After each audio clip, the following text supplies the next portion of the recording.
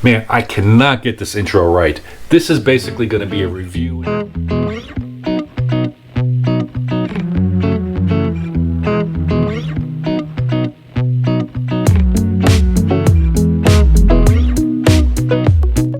Welcome back to the channel. For you 3rd and 4th Gen F-body guys out there, I'm reviewing Steinjager's lower control arms and their panhard bar. Their customer service and what they've done for me, particularly for what I've requested, is above and beyond. Luke, if you're out there, Adam, if you're out there, big shout out to Steinjager and your company. You guys really, thank you. I appreciate it. This is going to be an in-depth video of the lower control arms that I bought. I already did the panhard bar install, so stick around. It's going to be a nice in-depth video and an install video and whatever kind of video this is going to be. All right, let's get to it.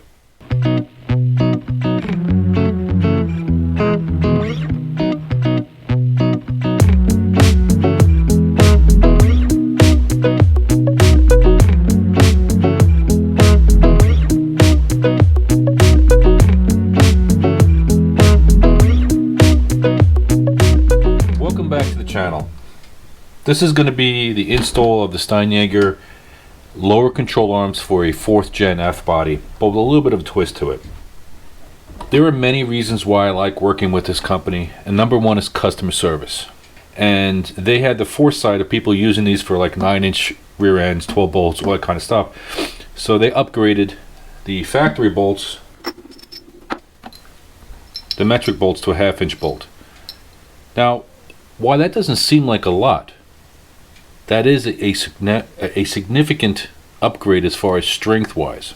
What I explained to them is that since you have to drill the body to fit this bolt into the F-bodies, because these are the factory bolts, because the way they step up basically over here, I said to them that is there a workaround or something along those lines?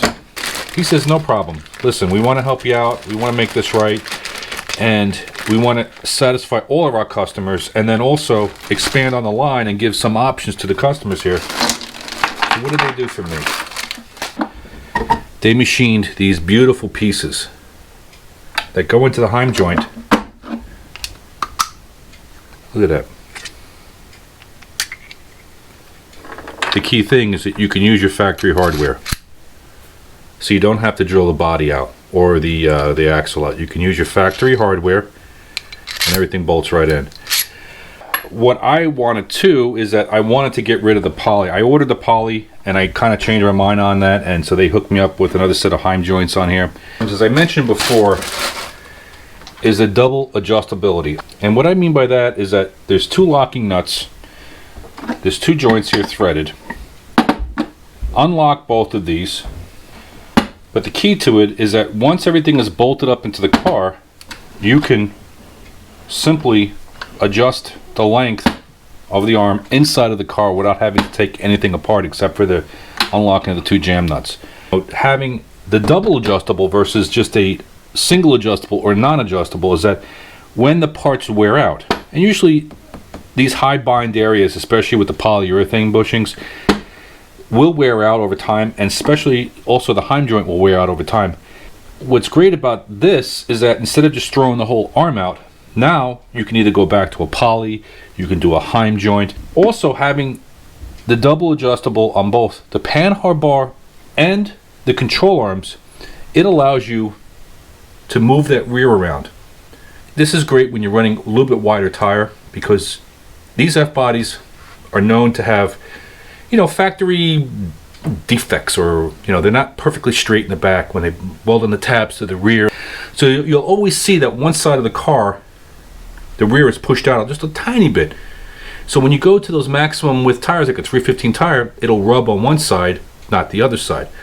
So all this adjustability allows you to center that rear within the car to fit the bigger and wider tires. In the future, if you lower the car or change any type of geometry of the car, anything, springs, whatever it is, you can adjust the panhard bar, you can adjust the control arms, you can adjust everything. For your drag racer guys, or even the road racer guys, you can offset these control arms.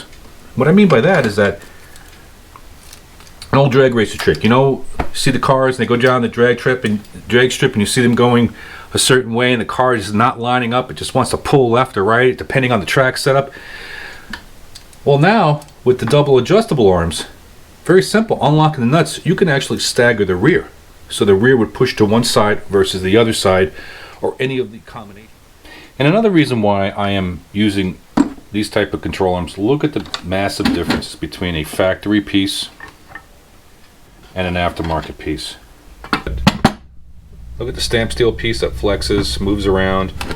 Even if you put polyurethane bushings in here, they still move around and they don't have the articulation. Oh yeah, that's another key point to having the double Heim, is the articulation of the suspension, which you guys don't understand.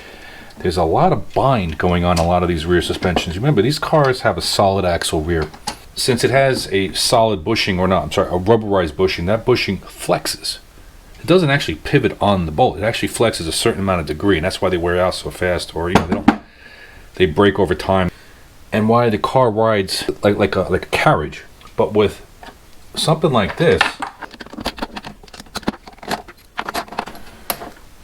there is full articulation,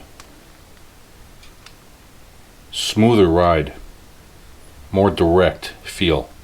And that's why I chose the double Heim joint over the Heim joint versus the poly. Some guys will like the poly better just because of NVH or harshness or ride as far as, you know, sound coming through the car. But this is not an everyday car for me. I want the best performance possible.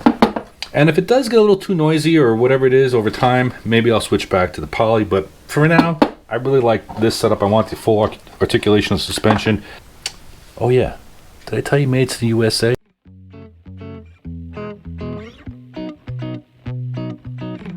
Very simple, basic tools. 18 millimeter, a wrench, and a vice grip. You can use another 18 millimeter on the other side, you know, obviously.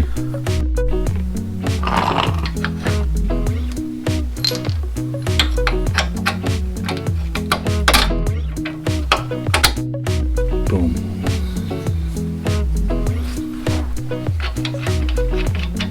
Alright, let's go to the other side. There you go. A little love tap.